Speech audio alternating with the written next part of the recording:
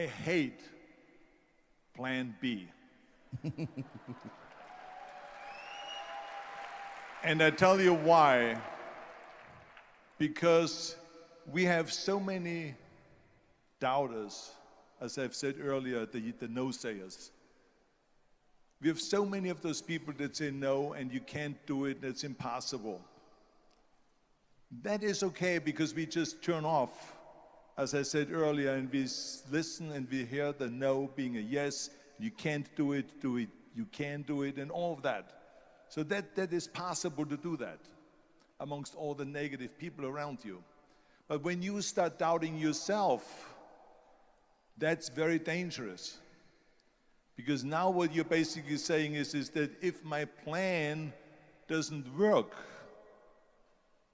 I have a fallback plan, I have a plan B. And that means that you start thinking about plan B, and every thought that you put into plan B, you're taking away now that thought and that energy from plan A.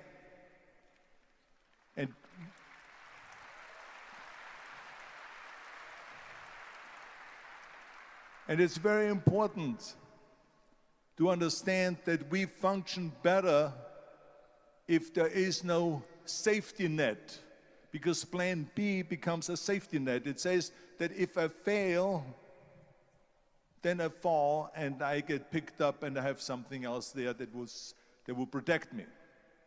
And that's not good, because people perform better when there's no safety net. People perform better in sports and everything else if you don't have a plan B. I'm telling you, I've never ever had a plan B. I made a full commitment that I'm gonna go and be a bodybuilding champion. I made a full commitment that I'm gonna be in America. I made a full commitment that I'm gonna get into show business and I'm going to be a leading man. No matter what it takes, I will do the work. I will do the work over and over and over until I get it.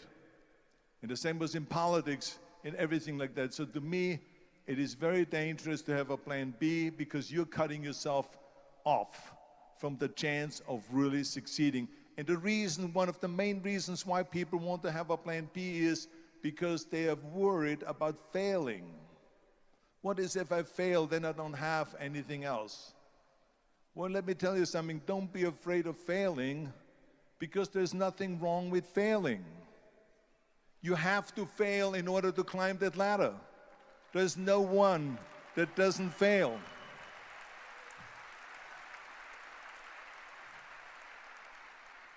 Michael Jordan said in one of his interviews, when they said, "You're unbelievable, you're the greatest basketball player of all times. I mean, tell me about that." And he says, "Well, you're just mentioning the successes." But he says, "For me to become the greatest basketball player, I missed 9,000 shots when I was playing basketball at the NBA games." So during these games that he was so successful, he missed 9,000 shots. Does it make him a failure? No. He's one of the greatest basketball players of all times, but he failed 9,000 times. Do you get it? We all fail. It's okay.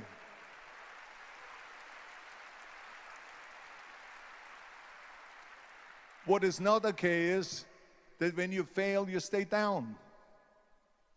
Whoever stays down is a loser. And winners will fail and get up, fail and get up, fail and get up. You always get up. That is a winner. That is a winner. I failed in bodybuilding. I lost bodybuilding competitions. I lost powerlifting competitions. I lost weightlifting competitions. I had movies that went in the toilet and that were terrible and got the worst reviews. And in politics, I remember I had many of the initiatives on the ballot, and we lost. My approval rating in California went down to 28%. And then it went back up again, and I won again the governorship. Hey, We all lose. We all have losses. This is okay. And this is why I say don't be worried about losing, because when you're afraid of losing, then you get frozen. You get stiff. You're not relaxed. You got to be, in order to perform well in anything, if it's in boxing or if it is on your job or with your thinking, is only happening when you relax. So relax.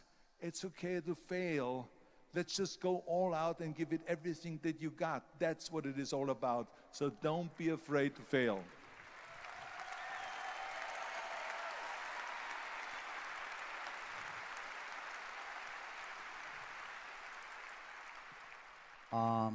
My wife Kirsten and I, we have a foundation and build up schools in Africa for poor children. So because I think it's very important when you are successful to give back to the society, give back to the world. What is your opinion to this? I absolutely agree, and I think this is one of my 6 rules to success. You can only feel complete as a person if you think about what can you do for your fellow member around you that maybe needs help. I felt like that everyone has a different motivation why you get into that. I was an immigrant going to America, and I saw how America was the most generous country in the world. I mean, they opened up their arms to me, they helped me, they invited me for Thanksgiving dinner, the people.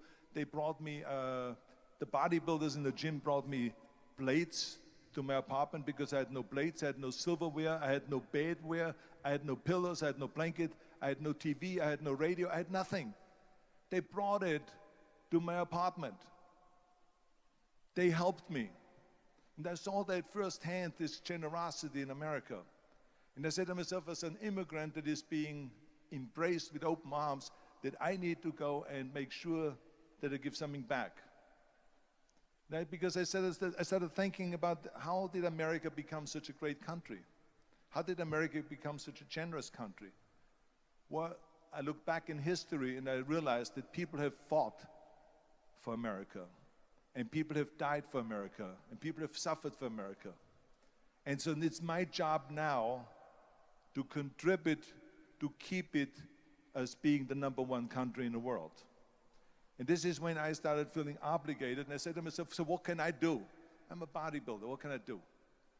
Well, then I realized when I saw Special Olympics that I can help and train Special Olympians. And so we started getting involved in Special Olympics, and in no time, I proposed to them to start powerlifting in Special Olympics, to have deadlift, which was a safe thing to do, and to have bench press, which was a safe thing to do. And it became the #1 sports in Special Olympics, powerlifting. They always have a packed hall of 5,000 people. And I became the national trainer and the international trainer of Special Olympics.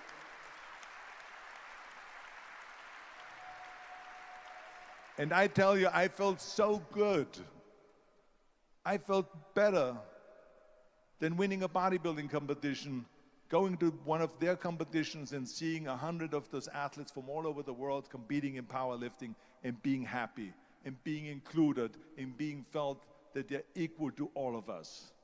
It was the most unbelievable feeling, and this is why I got so excited about it that then after that, I started, going around to military bases in America and training our military personnel.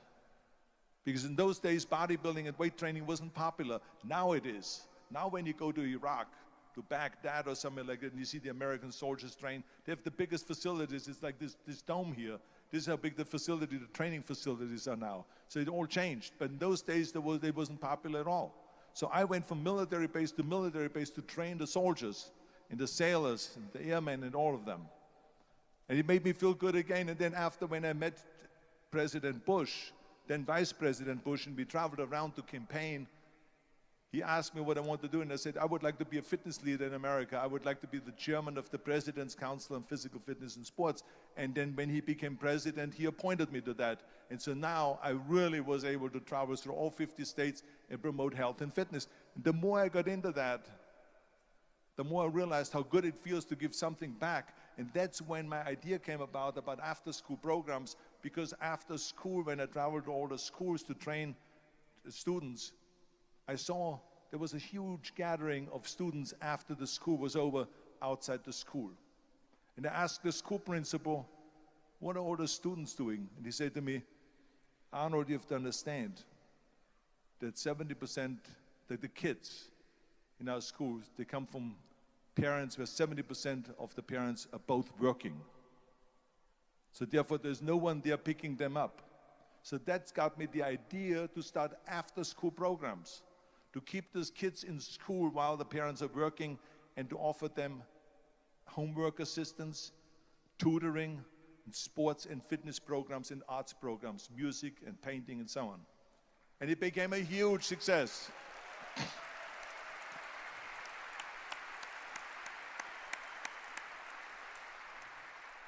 So as you know, it becomes addictive. So it becomes addictive. So then when, of course, when that became very successful, now we have after-school programs all over the United States. Then, of course, when 2003 happened, where there was a governor's race in California, I said to myself, now is my chance to jump in there and to really give everything. And people said to me, says, are you crazy to run for governor? When you're governor, he says, you cannot go and make movies anymore. I said, well, duh. I mean, I know that you can't run the state and make movies. Of course not. He says, well, you would lose all these millions of dollars. I mean, you're getting 20, 25, 30 million dollars a movie, you will lose that. I say, I don't care. I say, all the money that I made is because of America. My success is because of America. Everything that I've accomplished is because of America. I say, so for me now to give something back for 7 years and not to make money makes no difference to me. I say, I'm going to do it. And I jumped in the end of the race and did it. And let me tell you something. I'm not poor because those 7 years I didn't get paid. I'm perfectly fine. And it made me feel good that I could give back to America.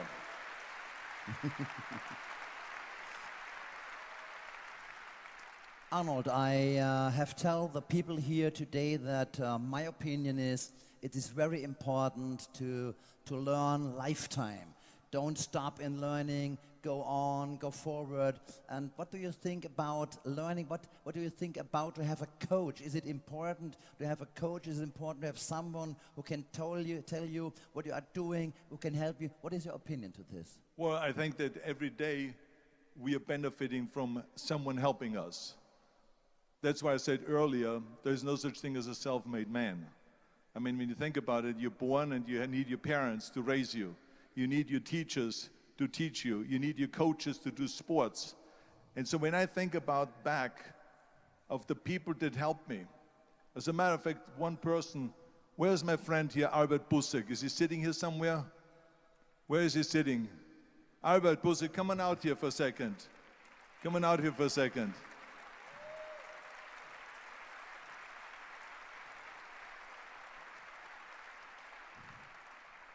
The reason why I just wanted him to come out here to the front so you see him is because without Albert Busek, I would not have had the bodybuilding career. Stay right there, Albert, and look at this way so they can see your face. Exactly.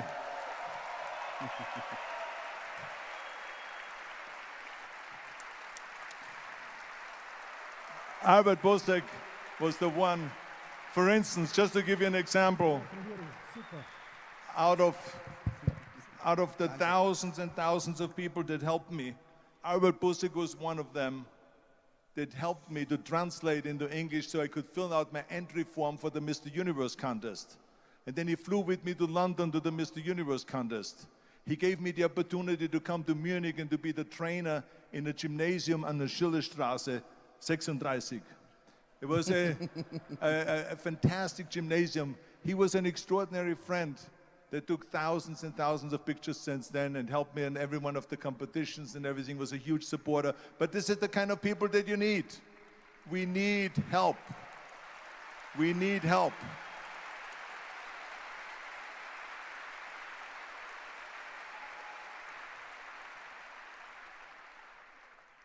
I remember that everything I did always needed help. Think about it when someone says, Arnold, you're the greatest self-made man. I said, you can call me anything you want. You can call me Arnie, you can call me Schwarzi, you can call me Terminator, you can call me Governator, but don't ever call me self-made man. I said, because I did not get to that point by myself. I mean, think about just to be successful in the movies. How are you going to be successful in the movies without having an audience? The only one that makes you successful in the movies is the people that go to see the movie. So how can you say to yourself, made man, when you need millions and millions and millions of people all over the world to go and see your movie, so people, then the press looks at it and says, this guy has a big box office success. It's the people. It's you.